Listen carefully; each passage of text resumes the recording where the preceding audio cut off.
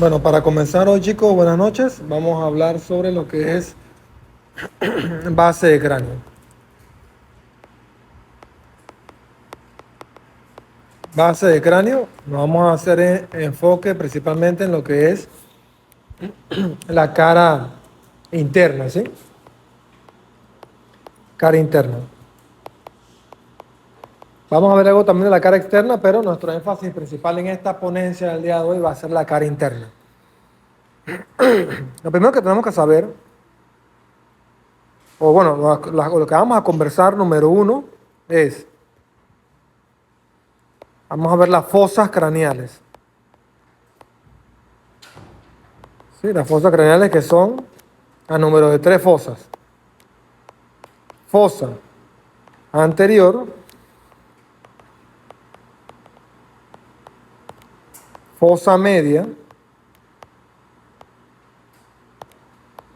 y la fosa posterior. Una vez desarrollado esto, entonces vamos a proceder a evaluar todos los huesos, ¿no? Los huesos que van conformando las diferentes fosas. Las diferentes fosas intracraneales, ¿sí? Vamos a hablar de las generalidades. Bueno, vamos a hablar de los agujeros de la base del cráneo.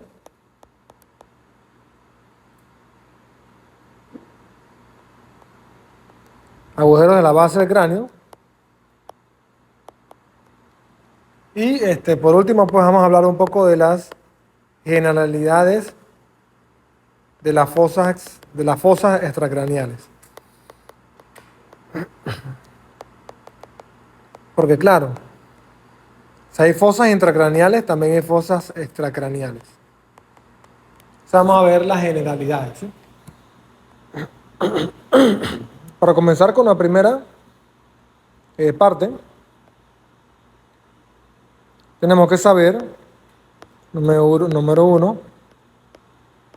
que si vemos una vista sagital del cráneo, vamos a ver más o menos este fenómeno.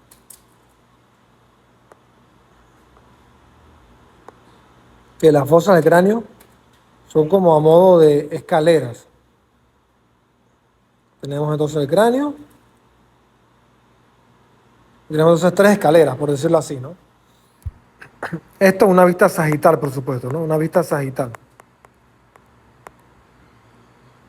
Aquí vamos a tener en esta zona lo que sería la fosa craneal anterior, o la fosa anterior. En esta zona lo que sería la fosa media. No confundir con la fosa temporal. Importante, porque la fosa temporal es una de las 3 fosas extracraneales. Son 3 fosas extracraneales. La fosa temporal,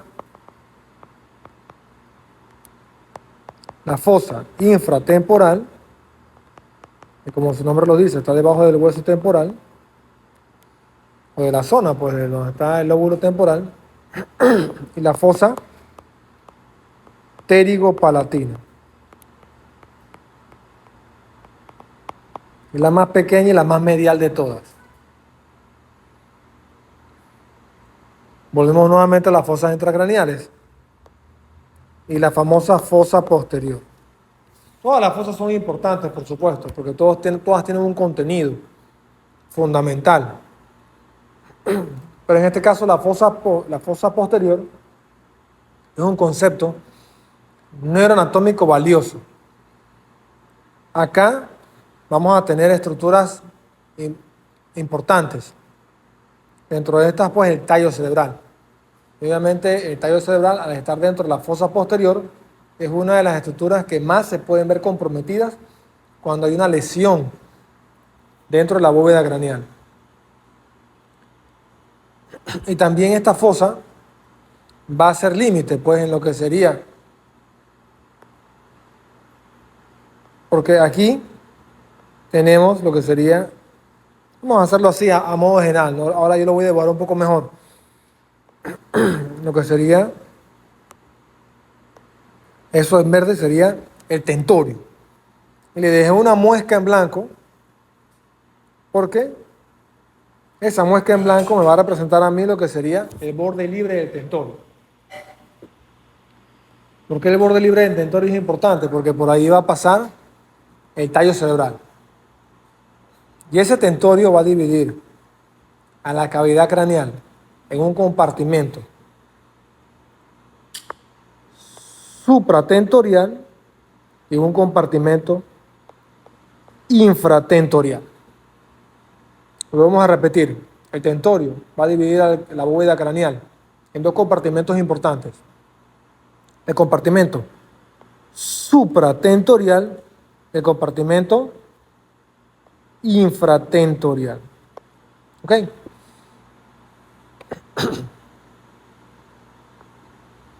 La fosa posterior es sumamente importante porque aquí se va a encontrar el mesencéfalo. Esto acá atrás sería, vamos a verlo de nuevo para que vean que cada cosa que se dibuja tiene un sentido. ¿Sí? Pedúnculos cerebrales, que son la base del mesencéfalo. Después tenemos esto acá atrás que vendría siendo el tectum mesencefálico, o la famosa lámina cuadrigémina, donde se encuentran los colículos superiores y los colículos inferiores. Los colículos superiores, que son estos, son para reflejos de la mirada conjugada, vertical principalmente. Cuando hay un tumor de la glándula pineal, por ejemplo, que hay un tumor aquí en la glándula pineal, la glándula pineal se encuentra en el epitálamo, entonces puede haber una compresión de esas estructuras y el paciente puede presentar un síndrome de Parinaud. Síndrome de Parinaud. Ese síndrome de Parinaud se manifiesta con alteraciones para la mirada vertical. O sea, el paciente no puede hacer movimientos verticales de la mirada. Le cuesta mirar hacia arriba o mirar hacia abajo. Pero sí va a poder realizar movimientos horizontalizados. ¿Ok? Importante. Tenemos entonces el puente, que tiene forma de barriguita, y tenemos entonces el bulbo, que es un poco más pequeño, ¿no? Esto sería la base del puente por acá adelante, y esta barriguita del bulbo vendría siendo lo que serían las pirámides vulvares. Y luego, pues, la médula espinal. ¿Saliendo por dónde? Por el foramen magno. Por supuesto. Que es uno de los agujeros de la base del cráneo. ¿Sí? El tallo cerebral tiene 3 partes. Volvemos a repetir. El mesencéfalo,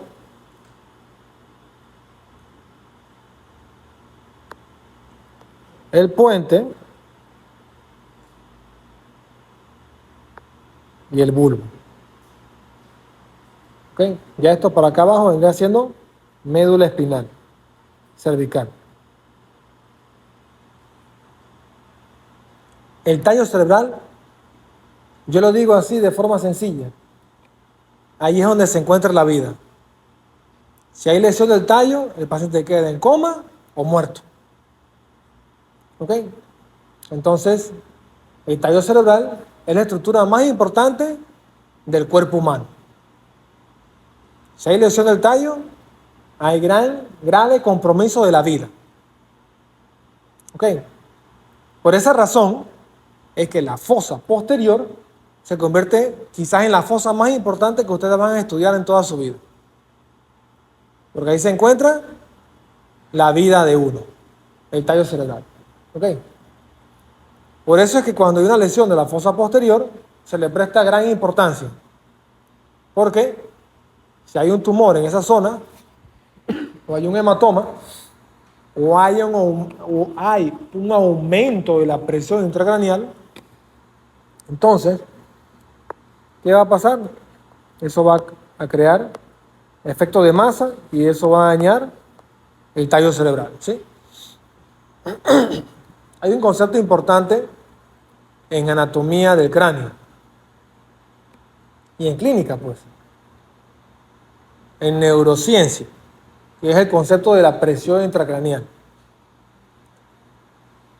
Nosotros los neurocirujanos somos especialistas en manejo y control de la presión intracraneal, porque obviamente cualquier cosa que haya dentro de la bóveda craneal que no debe estar allí, como un hematoma o un tumor o alguna lesión, pues, independientemente de la etiología, debe ser removida de esa área porque va a crear un aumento de la presión intracraneal que va a comprometer la vida del paciente. Y crea obviamente lesiones neurológicas que dejan secuelas neurológicas importantes y sumamente discapacitantes. ¿Entendido? Bien, continuamos. Y bueno, otra estructura que hay también ahí importante obviamente es el cerebelo, ¿no?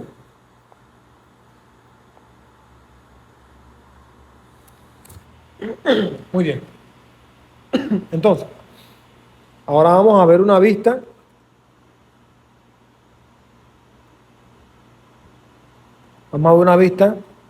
axial.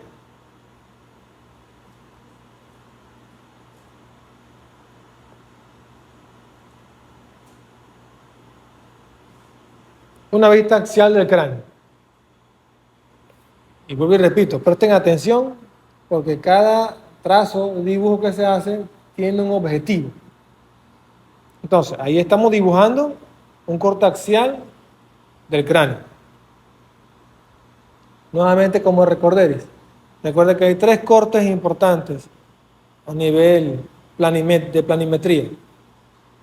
El corte sagital, el corte coronal y el corte transversal o axial.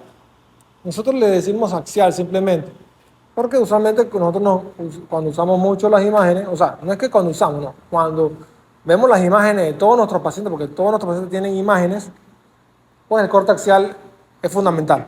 Así que hablamos de corte axial simplemente. Entonces,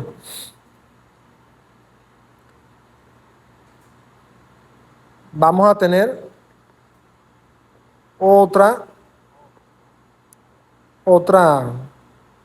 línea. ¿Qué va a significar? El borde del cráneo, ¿no? Vamos a hacer zoom. Esto sería la tabla externa y esto sería la tabla interna. ¿Se entendió?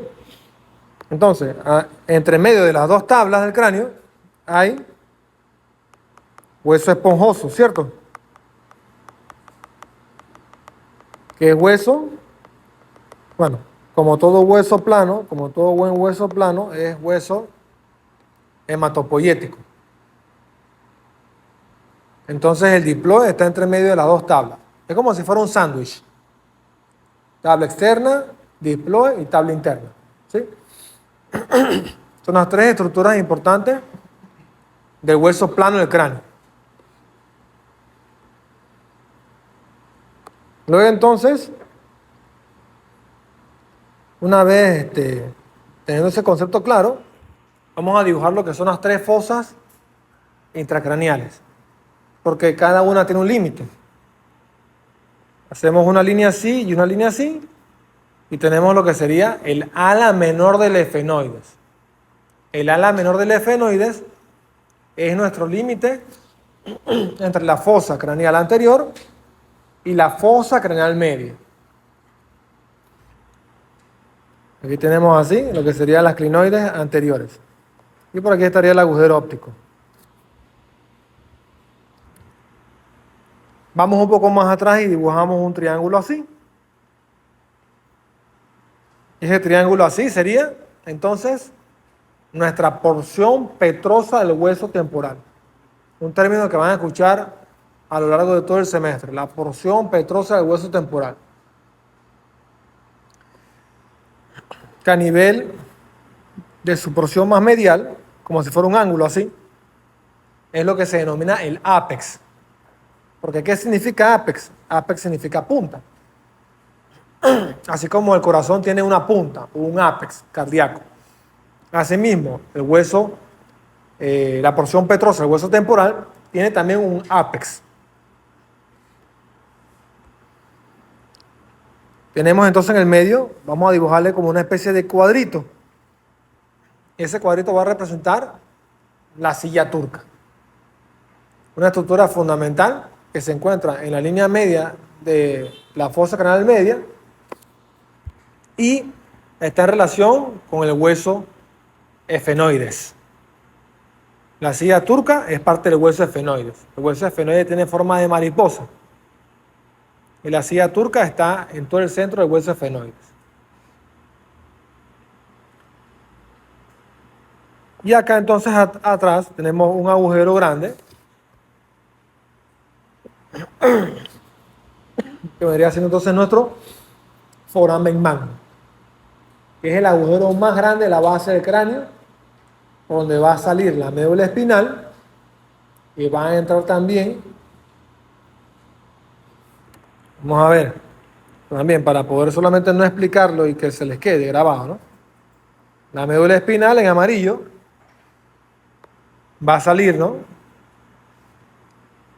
Y van a entrar dos arterias, que son las arterias vertebrales, derecha e izquierda. También va a entrar otro nervio, vamos a ponerle en morado, que sería la raíz espinal del nervio craneal número 11, del 11avo.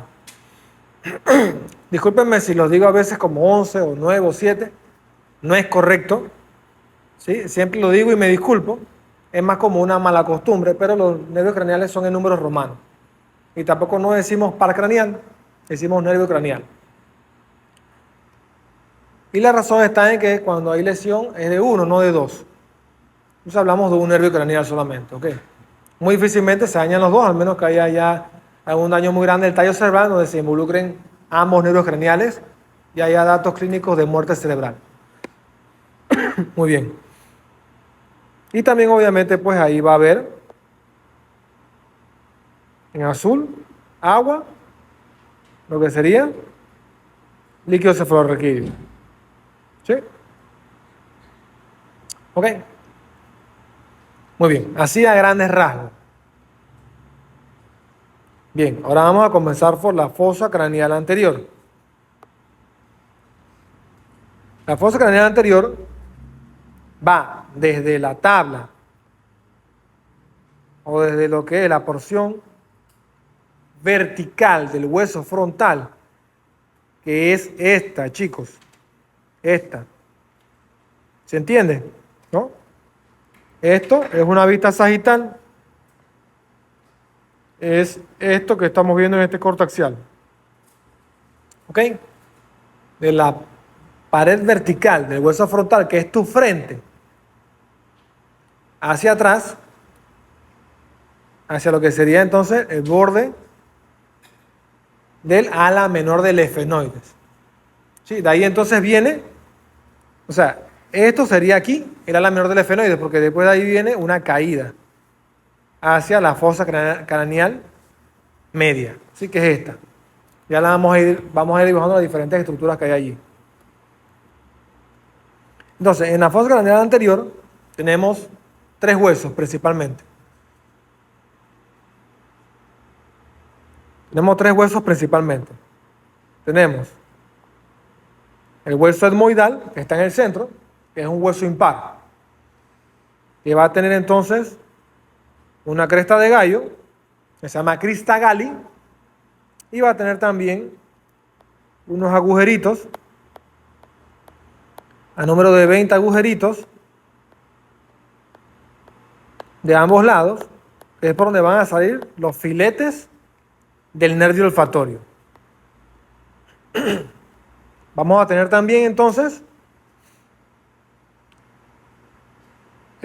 la tabla o la porción, pues, o la pared horizontal del hueso frontal, que vendría siendo el piso propiamente dicho de la fosa anterior. ¿Ok? Y obviamente pues el ala menor del efenoide. ¿Okay? El ala menor del efenoide, ¿sí? Entonces son tres huesos. El hueso frontal, que vendría siendo todo esto. ¿Ok? Hueso frontal. El hueso etmoidal. Vamos a pintarlo aquí en azul. Y vamos a pintar en amarillo, pues, para que se entienda. El hueso, el ala menor del efenoide. ¿No? Esos tres huesos vienen conformando nuestra fosa craneal anterior. ¿Sí? Vamos a echar para atrás esos colores para seguir dibujando sin tanto obstáculo el resto de las estructuras. En la porción horizontal del hueso frontal es el techo de la órbita. Si nosotros hacemos un corte aquí,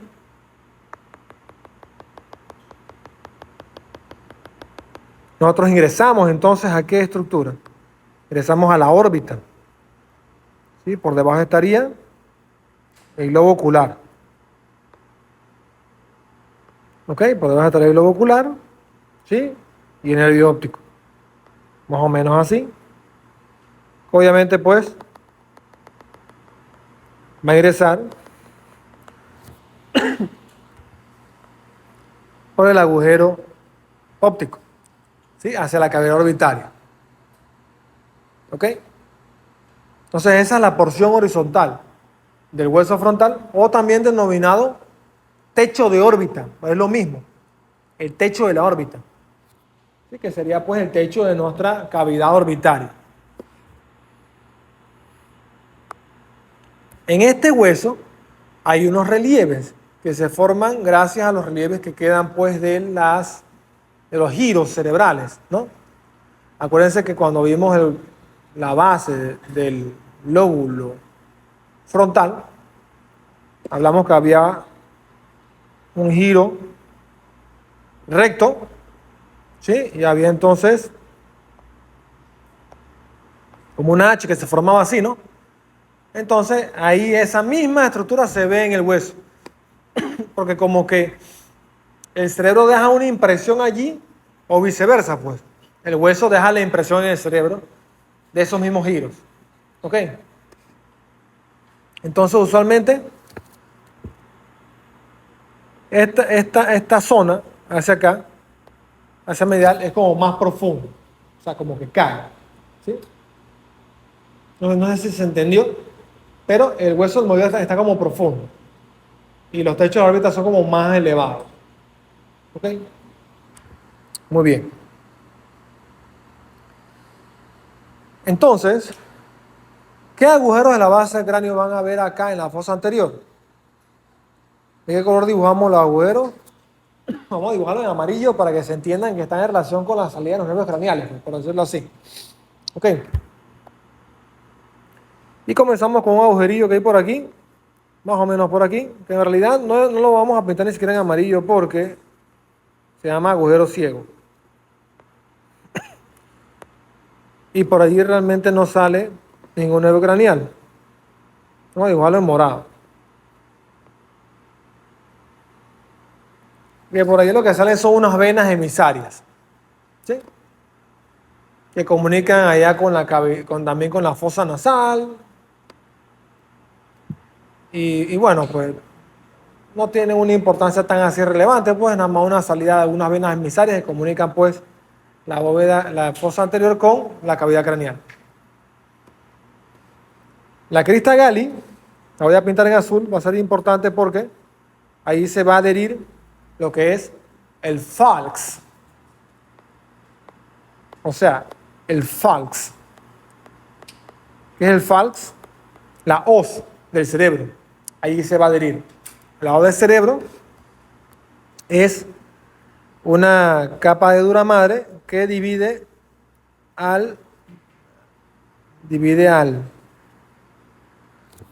la bóveda craneal en una mitad derecha y una mitad izquierda. y ayuda también a hacer la división de los hemisferios cerebrales. ¿Sí? En la vista sagital se ve así, ¿no? Más o menos, ¿no? Por decirlo así, ¿no? Así, más o menos tiene este aspecto, ¿no? ¿Ok? Muy bien. Y tenemos entonces estas otras estructuras, ¿no? Que vendría siendo las celdillas, perdón, los, los agujeros etmoidales, que es por donde salen los filetes de los nervios olfatorios. Pues así, el bulbo se ubica aquí, como les dibujé en la primera clase, y por allí van a salir los filetes del nervio olfatorio hacia la mucosa olfatoria. ¿Se entendió? Bueno, van a salir por aquí. ¿Sí? A número de 20 de cada lado. Luego entonces, aquí en esta zona, vamos a hacerla como en verde, está lo que sería el planum esfenoidal, más o menos así en esta zona. Vamos a hacerlo un poco más atrás, que realmente es un poco más atrás.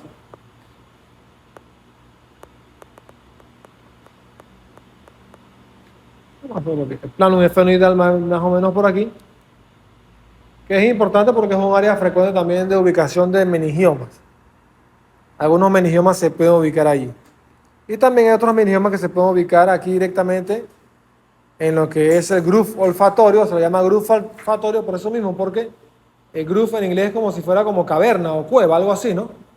Entonces, como esa área es más profunda, ahí también se pueden alojar meningiomas. Lo voy a hacer así a modo nada más de círculo punteado verde para que sepan que ahí se pueden alojar meningiomas, ¿sí? Bien.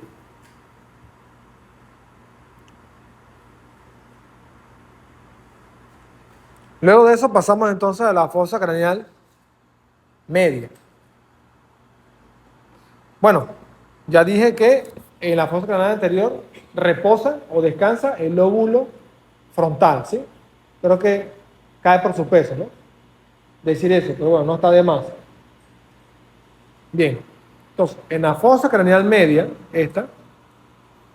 descansa el lóbulo temporal, ¿sí? Y entonces, acá en el centro, tenemos lo que es la silla turca, que es parte del hueso esfenoidal. Acá vamos a tener nuestro primer agujero, que vendría siendo nuestro agujero óptico. Por ahí va a entrar el nervio óptico. Bueno, más que entrar, salir. Aunque al final, pues, es solamente asunto de semántica, pero algunos nervios que son motores salen, los nervios que son sensitivos son aferentes y entran. Los motores son eferentes y los sensitivos son aferentes. Pero igual, ¿no? Usualmente se habla de forma general que sale por el agujero de la base del cráneo, ¿no? Pero realmente según su función, algunos entran y otros salen. En este caso, como el nervio óptico es un nervio sensitivo puramente, estaría entrando al cerebro, porque él es un receptor, él recibe información lumínica del exterior para llevarla hacia nuestra corteza calcarina, que es el área de Brodmann 17, 18 y 19. Principalmente la 17, que es la área visual primaria, ¿sí? De las áreas de Brodmann, que está en relación con la fisura calcarina, que ya lo vimos, ¿no? En una de las primeras clases. Y también hay otra estructura que va a entrar por allí, que es la arteria oftálmica, ¿sí? Que es la primera rama de nuestra carótida,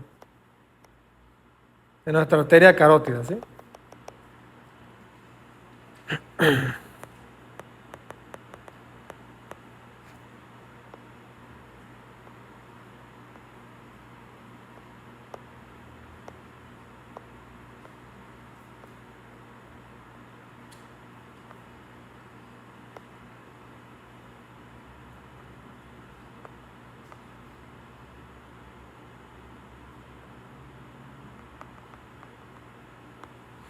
Eso que dibuja ahí es la carótida. Obviamente la carótida con su porción intrapetrosa, ¿sí? Su porción intrapetrosa, su porción cavernosa, ¿ok? Y entonces su porción intracraneal, que es cuando sale del doble anillo de duramadre del seno cavernoso, ¿sí? Y entonces ella va a la primera rama, que es la rama de la arteria oftálmica. Su primera rama, pues, que es la arteria oftálmica. Y va a salir por allí, obviamente, hacia la cavidad orbitaria, ¿no? Para alimentar, pues, obviamente, todas las estructuras que tienen que ver, relevantes, pues, que tienen que ver con el globo ocular. ¿Sí? Y la retina también. Muy bien. Después de esa estructura, tenemos otro agujero, vamos a dibujarlo en amarillo. Vamos a hacerlo más o menos por aquí así. Es un poco difícil por la visión, porque tengo una visión como muy acá, muy como encima, ¿no? Pero así a simple rasgos, pues va a ser algo así, más o menos. ¿Ok? Que sería la fisura orbitaria superior. ¿Ok? Entonces, hay una estructura anatómica importante que se llama el strut óptico o el pilar óptico, que es una de las estructuras del hueso esfenoidal que se encarga de dividir lo que es el agujero óptico de la fisura orbitaria superior, o la denominada famosa FOS, abreviada pues como fisura orbitaria superior. Entonces, el pilar óptico se encarga de dividir esas dos estructuras.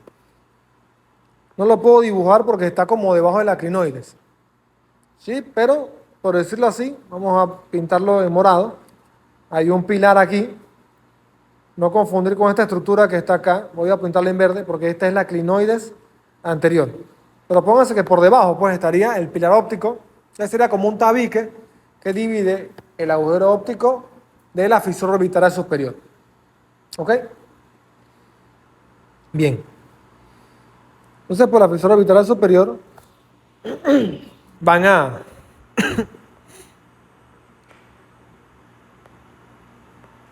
salir algunas estructuras importantes. Vamos a dibujarla en negro porque... Vamos a dibujarla así. Vamos a dibujarla así más o menos. ¿No? Porque necesito el amarillo para los nervios craneales. Tenemos entonces el tercer nervio craneal, que es el nervio oculomotor, que sale, o sea, que viene haciendo su recorrido por el techo del seno cavernoso. O sea, él viene pasando así, por encima del seno cavernoso así, y viene saliendo de acá, casi de lo que es la porción más superior o la porción más posterior por la fosa media y la fosa posterior de la fosa interpeduncular. Que recuerde pues que aquí estamos hablando del mesencéfalo, ¿ok? Que está más o menos pues en esta zona, ¿ok? Pedúnculos cerebrales, que son la base del mesencéfalo, el tectum del mesencéfalo, el acueducto de Silvio, y de ahí para atrás entonces todo lo que es tectum. Tectum, ¿sí? Entonces el mesencéfalo tiene tres partes. Una base, que son los pedúnculos cerebrales. La sustancia negra, pues, también forma parte de la división de la base y el tectum. Recuerden que la sustancia negra es área dopaminérgica, ¿sí? Cuando se daña, hay Parkinson, enfermedad de Parkinson. Para atrás tenemos entonces el tegmento, hasta el acueducto de Silvio, y después de ahí para atrás, el acueducto de Silvio, para atrás en la región del tectum, que está formada por la lámina cuadrigémina, que son los colículos superiores y los colículos inferiores. ¿Se entendió? Así como también la base, el puente tiene también una base y tiene un tegmento, pero ya no tiene tectum. Solamente hay tectum en el mesencéfalo. Y el bulbo tiene también una base, que son las pirámides, y tiene un tegmento, y después el resto del bulbo. ¿Sí? La región como más grosa del bulbo, por decirlo así. Pero ya ni el bulbo ni el puente tienen tectum. Solamente hay tectum en el mesencéfalo.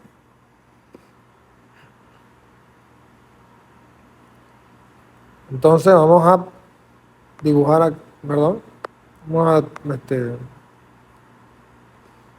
a dibujar nuestro tercer nervio acá. Y otra cosa importante, obviamente se nos borra, ¿no? Entonces obviamente acá vamos a dibujarlo en una sola línea, ¿no? Para evitar tantos problemas. Ahí tenemos el otro nervio, el otro tercer nervio, ¿no? Del otro lado, ¿sí? Este nervio es importante porque se encarga de, obviamente, de los movimientos de los músculos extraoculares. ¿De qué se va a encargar? Movimientos de músculos extraoculares. Ya verán que por ahí cuando vayan en clínica y eso van a decir que el meo.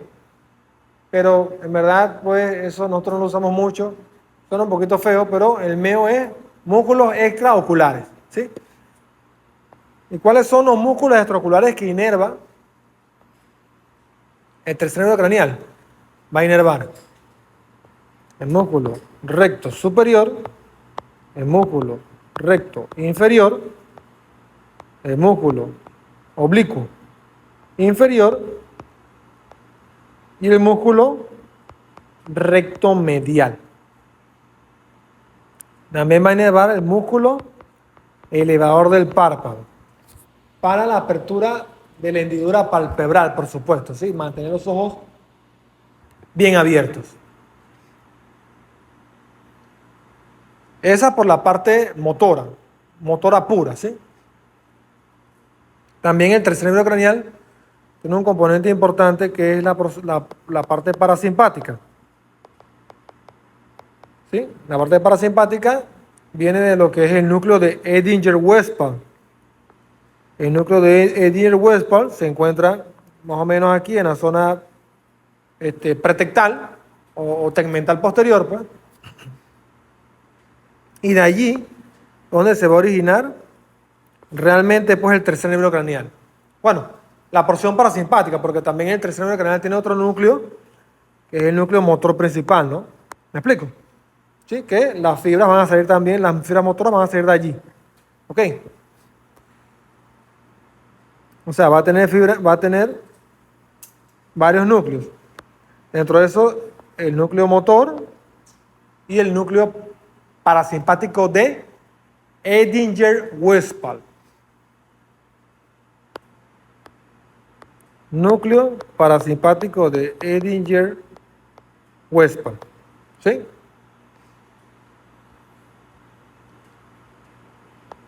Núcleo parasimpático de Edinger-Westphal. Ese núcleo es sumamente importante, quizás una de las cosas más importantes que ustedes aprendan en medicina. Porque cuando un paciente tiene una herniación, un cal, el paciente va a dilatar la pupila. Y que una pupila se dilate unilateral después de un trauma craneoencefálico o después de un síndrome descompensado de aumento de la presión intracraneal, te está indicando que el paciente se está muriendo enfrente de tu cara. O sea, la pupila dilatada es el signo indicativo de que el paciente se está muriendo o se está herniando enfrente de tu cara y tienes que proceder rápidamente al manejo urgente de la presión intracraneal, ¿sí? Porque si no el paciente va a fallecer. ¿Okay? Entonces, ese núcleo de Edinger-Westphal se va a encargar de lo que es el músculo constrictor de la pupila. Y aquí volvemos nuevamente a lo mismo que les dije en la clase pasada. Aquí la mnemotecnia es cuando pasa una niña simpática, a los chicos se les abren los ojos. Se les abren los ojos.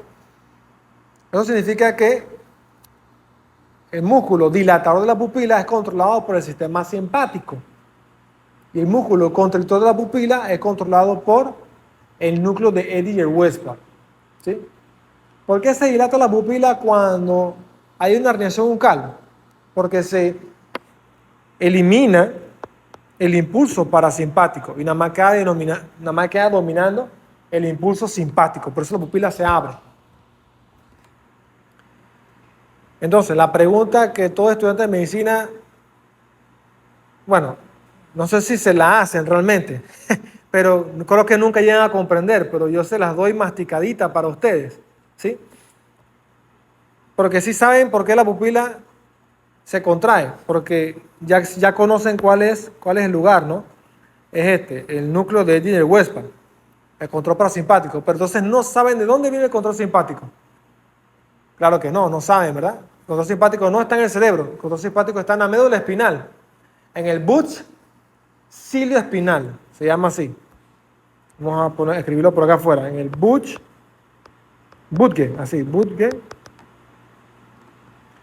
cilioespinal,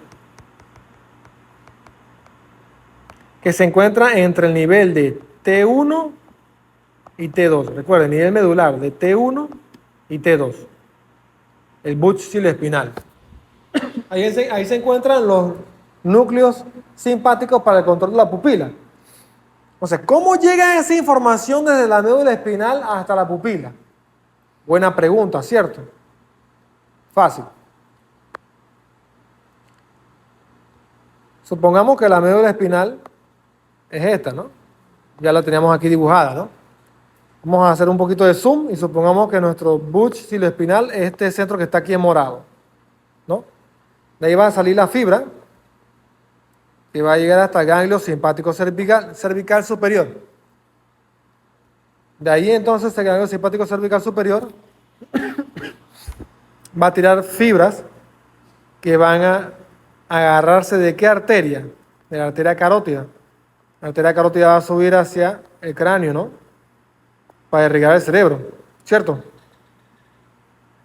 Se va a meter al cráneo, se va a meter acá por la porción. Bueno, no es exacto el dibujo, ¿no? Pero obviamente es la idea, ¿no?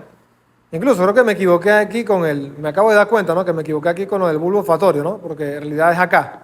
Obviamente no es acá, ¿no? Sí, nada más que creo que cuando hice el zoom no me percaté que estaba enfocando la fosa media, ¿sí? Vamos a borrarlo por si acaso, ¿no? Porque puede ser que después cuando lo revisen les traiga mucha confusión, ¿no? Y vayan a pensar que existen dos bulbos olfatorios. Uno en la fosa media y otro en la fosa anterior, ¿no? Entonces no es así. Entonces, tenemos nuestra arteria carótida interna en la porción cavernosa y después ya sale la porción intracraneal acá arriba, ¿no? Entonces, este nervio se va a utilizar la carótida como una rama para él subir como si fuera una enredadera, ¿sí? O sea, él sube como si fuera como una enredadera, usa la carótida como camino para subir entonces hasta el cráneo y después entonces él tira sus fibras para meterse por la fisura orbital superior hacia el ojo, ¿no? Para allá entonces, perdón, para la inervación entonces simpática de la pupila. La lesión de esta vía puede ocasionar el famoso síndrome de Horner, o mejor llamado en realidad es Claude Bernard Horner, pero se la abrevia como síndrome de Horner solamente.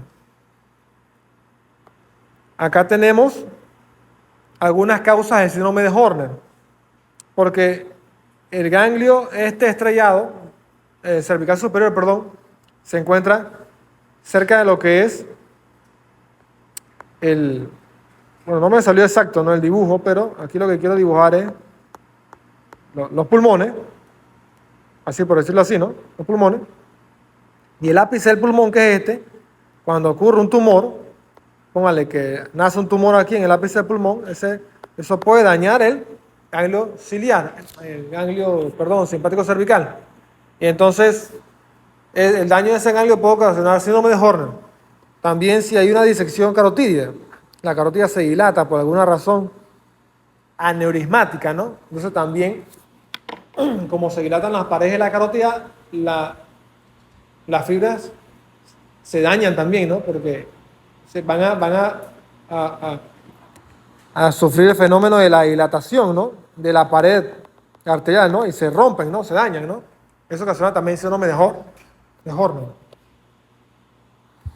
El síndrome de Horner se caracteriza por síndrome de Horner por 4 cosas: tosis, miosis, anhidrosis, que es la cara seca de un lado, y enoftalmo. Ese enoftalmo es como... La tosis es una pseudotosis, para que sepan, porque no es una tosis real, sino que es como una especie de debilidad del párpado, ¿sí? Porque realmente el elevador del párpado lo inerva al tercero. ¿Me explico? ¿Sí? Y el enoftalmo es también como una alteración en la grasa orbitaria y como una pequeña retracción que ocurre ahí a nivel de las estructuras internas de la cámara orbitaria. Los músculos como que se relajan un poco porque como que se inhibe el estímulo simpático y como que pareciera que el ojo se hunde un poco, ¿sí? Entonces ocurre un enoftalmo. Enoftalmo, que significa ojo hundido. ¿Ok? Entonces ese es el famoso síndrome de Horner. Entonces ya saben dónde viene la parte simpática y la parte parasimpática. Muy bien. Continuamos.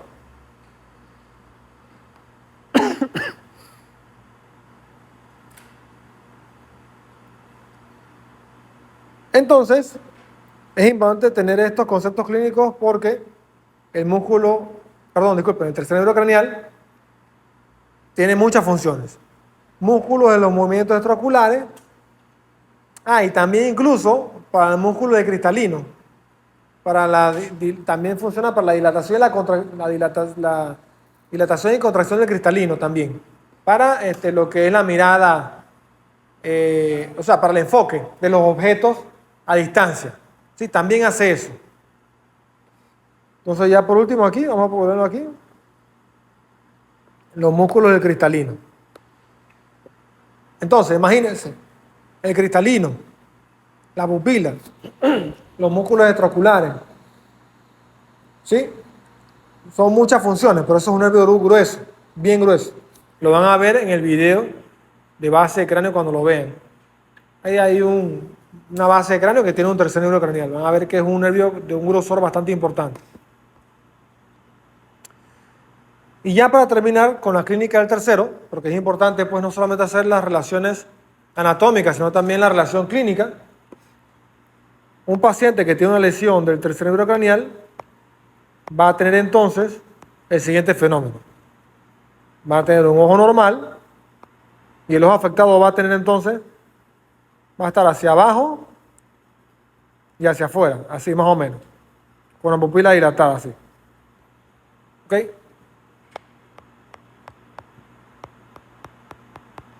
¿Sí?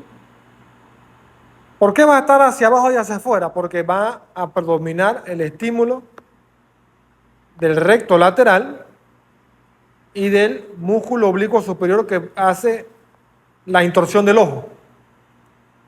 Y la pupila se va a encontrar entonces completamente dilatada, ¿sí?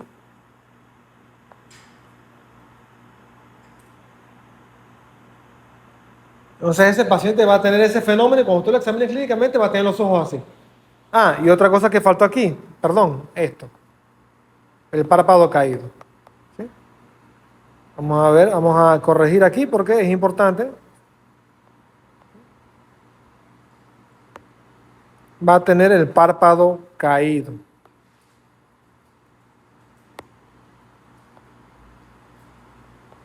O sea, así. El párpado caído. Se va a tener el párpado caído y el ojo mirando hacia abajo y hacia afuera. Muy bien. Seguimos. Tenemos también el cuarto nervio craneal, que también está pasando por la pared lateral del seno cavernoso. El tercero pasa por el techo y el cuarto pasa por la pared lateral del seno cavernoso. El cuarto viene,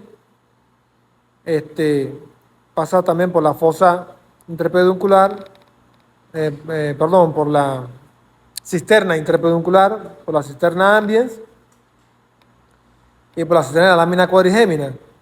Y se mete, bueno, no se mete en realidad, sino que sale. Estoy diciendo el recorrido al revés.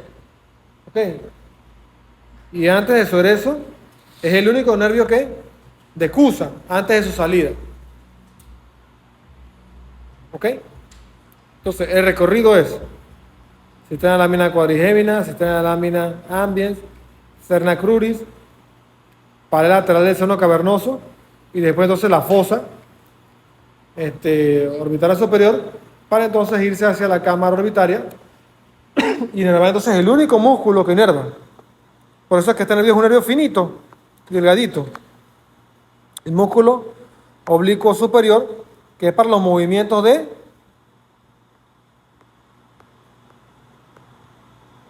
intorsión del ojo. O sea, un movimiento así de intorsión del ojo. O sea, un movimiento que es de rotación interna, así. ¿Ok? Ese movimiento es importante porque nos ayuda, por ejemplo, a bajar una escalera. ¿Sí?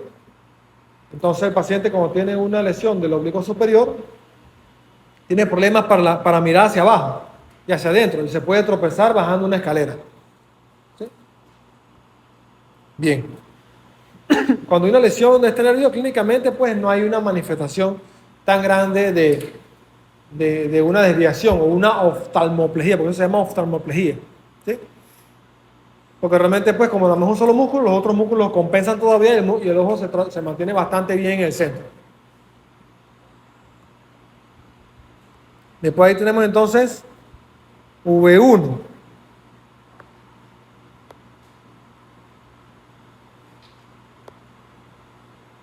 V1, ¿sí? Que también viene por la pared lateral del seno cavernoso. Y obviamente va a salir de lo que es la pared o la cara anterolateral del puente. ¿Sí? No se preocupen, hay toda una clase de nervios craneales. Aquí nada más es para que vayamos viendo algunas generalidades.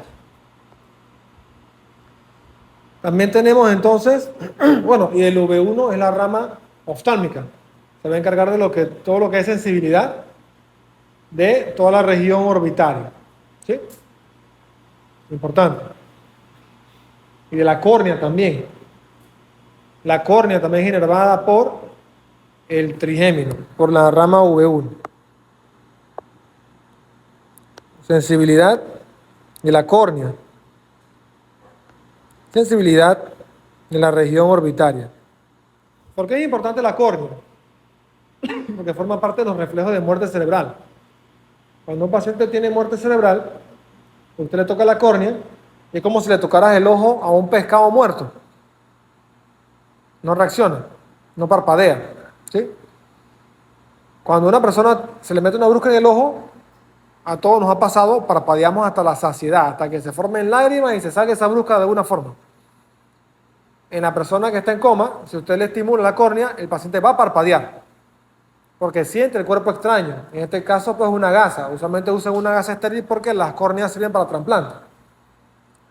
Y si la córnea no responde con parpadeo, entonces es porque ya la conexión entre el quinto nervio craneal y el séptimo nervio craneal, que es el que se encarga del parpadeo, de los orbiculares del ojo, entonces pues por supuesto ya no hay conexión por la formación reticular del tallo y eso significa que no está viable, ya está el tallo muerto. Y si el tallo está muerto, la persona está muerta. Porque en el tallo se encuentra la vida. ¿Sí? Entonces puedes tener latidos cardíacos, pero no significa por eso que estés vivo. La definición clínica verdaderamente de muerte es cuando hay cese de la actividad cerebral. Obviamente también pues confirmada con electroencefalograma y con un estudio de angiograma donde no se demuestra tampoco flujo sanguíneo. Y obviamente más la clínica, ¿no? Donde no hay reflejos de detalle. ¿Sí? Bien. También tenemos pues aquí, vamos a dibujarlo en azul, pues algunas venas oftálmicas que salen por ahí por la fisura orbitaria. Sí, que salen, sí, porque realmente ingresan al cráneo, de la órbita hacia el cráneo, por la fosa orbitaria superior. Bien. Después allí tenemos entonces 3 agujeros para ir avanzando. El agujero redondo mayor, el agujero oval y el agujero redondo menor. Vamos a hacerlo. Sí. Vamos a hacerlo así. Que tienen una forma como de semiluna. Opa, se me fue allí, no sé qué se me fue. Así, vamos a dibujar así mismo. O sea, tienen esta forma, ¿no? Como de semiluna, así. Y lo hago así para que se acuerden, porque esa es la disposición de esos agujeros. Y como son varios agujeros y ustedes están en un proceso de aprendizaje, yo siempre les doy mnemotecnias para que eso lo aprendan más fácil. Y no se les olvide que entonces estos son los agujeros que me sé más o menos. Me lo sé más o menos, ¿por qué? Porque este es el agujero redondo mayor, este es el agujero oval y este es el agujero redondo menor. ¿Sí? Me lo sé más o menos. Entonces, ¿qué sale para el agujero redondo mayor? Va a salir rama de V2. Es la rama maxilar del trigémino. El nervio trigémino también va a pasar por la pared lateral del seno cavernoso. Todo esto que está aquí es seno cavernoso. Por el agujero oval va a salir la rama V3 del trigémino, que es la rama mandibular. Sí, para la masticación.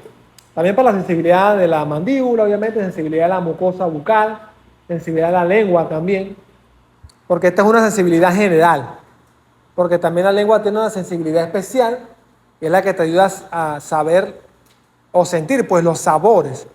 Por los sabores se originan de el nervio cuerda del tímpano, o sea, es una información especial que pasa por el nervio lingual hacia el nervio cuerda del tímpano, hacia el séptimo nervio craneal.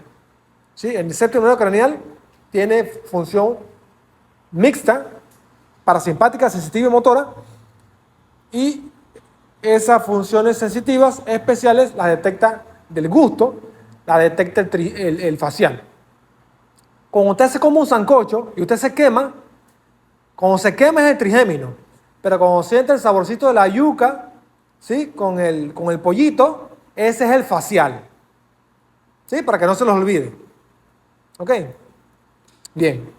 Y después ahí tenemos el menos, el redondo menor o agujero espinoso también, que es el agujero donde entra la arteria meningia media.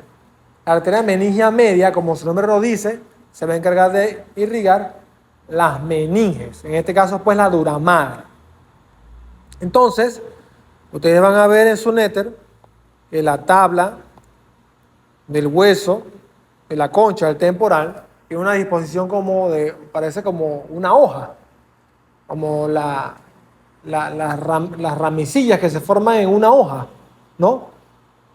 Entonces, esa es la impresión que deja la arteria meningia media en la concha del temporal y en el resto de la tabla interna. Cuando ocurre un trauma cráneoencefálico y se fractura la concha del temporal,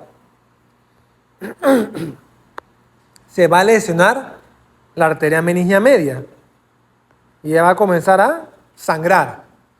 Ese sangrado va a ocasionar el famoso hematoma epidural, que tiene forma de semiluna.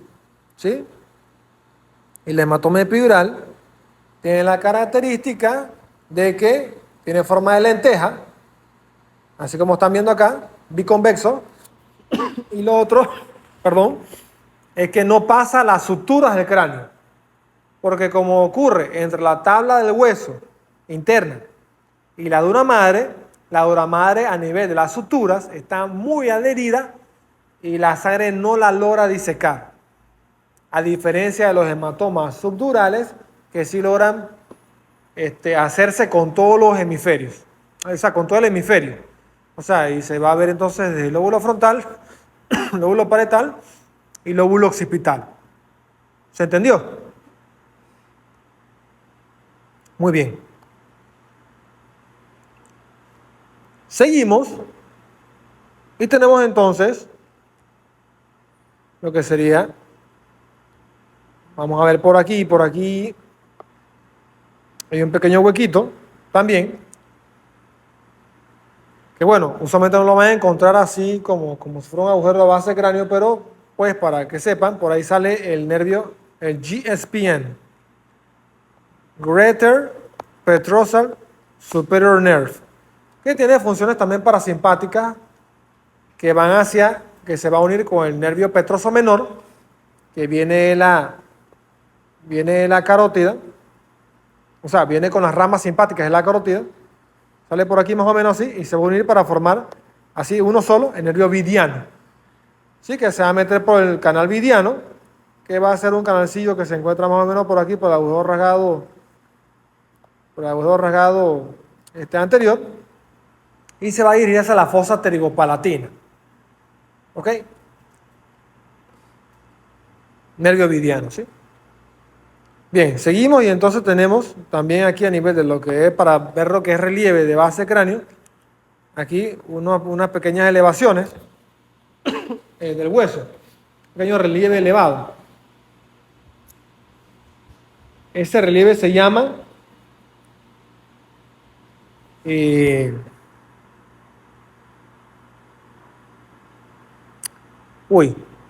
se me fue ahorita el nombre, me disculpan, sí, pero el relieve, si mientras voy hablando me acuerdo, el relieve no es más que los canales, por debajo están los canales semicirculares del oído, ¿no? Del oído interno.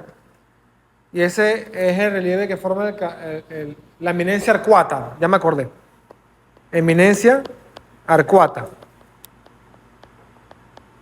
Ok, entonces esa eminencia arcuata no es más que la impresión que deja el canalillo semicircular superior, porque son tres, ¿no? El superior, el lateral y el como un oblicuo así, ¿no? De los canales semicirculares, que son nuestro giroscopio a nivel del oído interno, para lo que es el equilibrio, ¿sí? Muy bien. Aquí también tenemos este borde, todo este borde que es el borde libre de la porción petrosa del hueso temporal. Y es importante porque, por ejemplo, aquí se me borró la clinoides anterior. Acá también hay una clinoides posterior, así, unas clinoides posteriores que son importantes porque la silla turca, por eso se llama silla turca, recuerden que los antiguos anatomistas utilizaban los términos de las cosas que existían antes. Ya quizás esas cosas no existen, por lo menos no en nuestra sociedad. ¿Okay?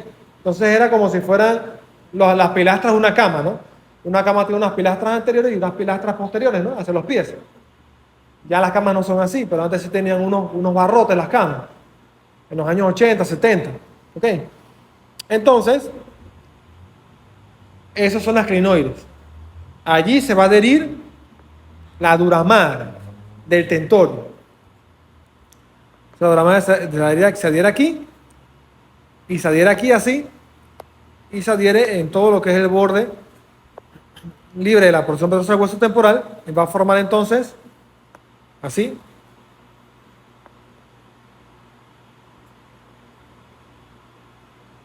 Bueno, está muy grande el dibujo, realmente está muy grande. Vamos a echar para atrás un poquito.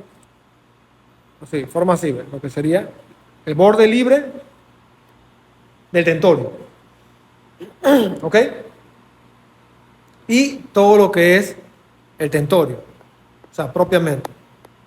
Aquí lo estoy representando nada más así para que sepan que está allí como cubriendo. Pero obviamente, cuando hablamos de la base cráneo y hablamos de la fosa posterior, pues teóricamente no está. ¿Sí? Pero él está allí. Y entonces él, ahí es donde divide el compartimento supratentorial del infratentorial. Entonces se llama supra e infra, porque el tentorio es el límite. Muy bien. Entonces es importante ese borde libre por eso. Entonces también es importante el borde libre porque va a indicar el límite entre la fosa media y la fosa posterior. O sea, esto que está aquí es esta caída que está acá. De la fosa media a la fosa posterior. ¿Ok? ¿Se entendió? Bien. Entonces, hay un agujero también en la fosa posterior. Tenemos entonces Bueno, aquí es importante señalar que a nivel del ápex del petroso hay un pequeño, como una hondonada allí que se llama Cavum de Meckel. Cavum de Meckel. Y en ese Cavum de Meckel, ¿qué descansa? El ganglio de Gasser. Y de ahí sale la rama V1, la rama V2 y la rama V3. ¿Ok? El ganglio de Gasser, que es el ganglio del nervio trigémino. Bien. Si seguimos entonces bajando para seguir describiendo los agujeros de la fosa posterior, tenemos entonces un primer agujero que venía estando más o menos por aquí. Vendría siendo el poro acústico o el conducto auditivo interno. ¿Sí? Por allí van a entrar las ramas de la rama de el facial. Bueno, vamos a hacerlo un poquito más grande para que se entienda, porque hay algo importante que hay que explicar aquí. Vamos a hacerlo así de grande. Él está dividido así, como si fueran, o sea, como una cruz. No es exactamente así, pero para que tengan idea, ¿no? Porque realmente sí hay una cosa que se llama la barra falciforme y la barra de Bills, si no me falla la memoria. Igual lo pueden revisar para confirmar si la información es correcta. Entonces, por el cuadrante antero superior, por aquí, va a entrar el nervio facial. También va a entrar por allí el intermediario de Rysberg. El intermediario de Rysberg se llama intermediario de Rysberg porque por ahí va a pasar la información parasimpática y sensitiva del facial. Porque la rama gruesa del facial, o sea, la rama más gruesa del facial, es motora. Y la rama más chiquita, que es el intermediario de Rysberg, es sensitiva y parasimpática.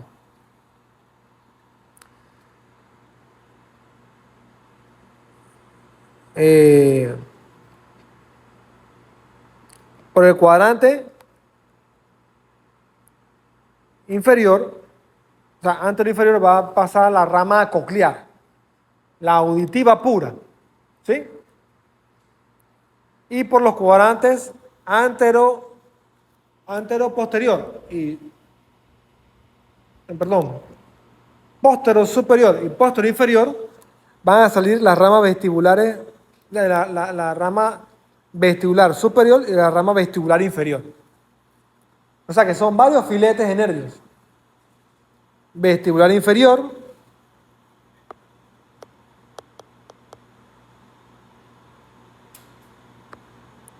vestibular superior,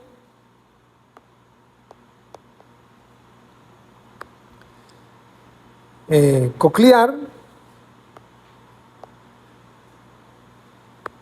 y entonces acá el facial puro, o sea, el séptimo, puramente, pues, el séptimo puro, y el intermediario de Rysberg, que es el chiquitín, que es parasimpático y sensitivo, del facial. Todos esos nervios, todos esos filetes de nervios salen del complejo, vienen todos juntos, y por eso es que van juntos, y se llaman, incluso nosotros le denominamos como complejo 7-8, o complejo séptimo octavo, porque van todos esos filetes juntos. Salen de la fosita supraolivar, que se encuentra en el ángulo pontocerebroso, por arriba de la oliva, por supuesto. Son bastante laterales y van a salir hacia el conducto auditivo interno, ¿sí? Después ahí tenemos, si seguimos bajando, como en sentido vertical, vamos a tener un agujero así. Yo le hago forma de rayo, como lo hago como en forma de rayo, así más o menos, ¿sí? Que es la fisura orbitaria, perdón, discúlpenme, el agujero rasgado posterior. El agujero rasgado posterior tiene un tabique así, que lo divide en dos partes. Una porción venosa y una porción nervosa. O sea, una pars vascularis y una pars nervosa. Por la pars vascularis va a entrar, o sea, realmente entra allí el seno petroso inferior que viene del seno cavernoso y baja por el clivus, ¿sí? Hacia el agujero rasgado posterior, y por ahí va a venir el seno sigmoideo,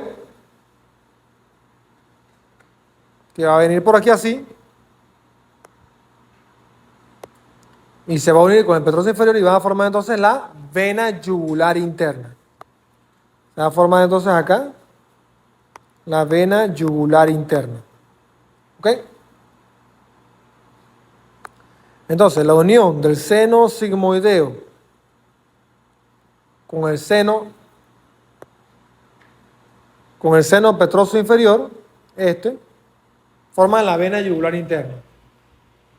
Obviamente, pues va a bajar, ¿no? Vamos a hacerlo en punteado, ¿no? Porque va a bajar como vena yugular, ¿sí? Entonces ya por las fascias profundas del cuello, dentro del paquete carotídeo, envuelto en la vaina carotidia junto con la carótida, el nervio vago, la yugular y los ganglios linfáticos asociados.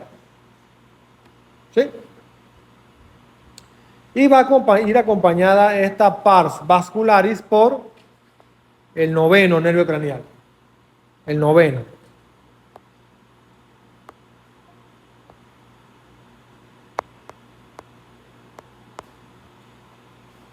Y acá entonces va a salir el 10, o sea, el décimo, perdón, décimo y el onceavo, por la pars nervosa. ¿Sí? Obviamente el décimo, pues, tiene más funciones para, o sea, es también un nervio mixto, igual que el noveno, pero el décimo, pues, su característica principal es la parte parasimpática hasta la flexión esplénica de la víscera tóraco-abdominal.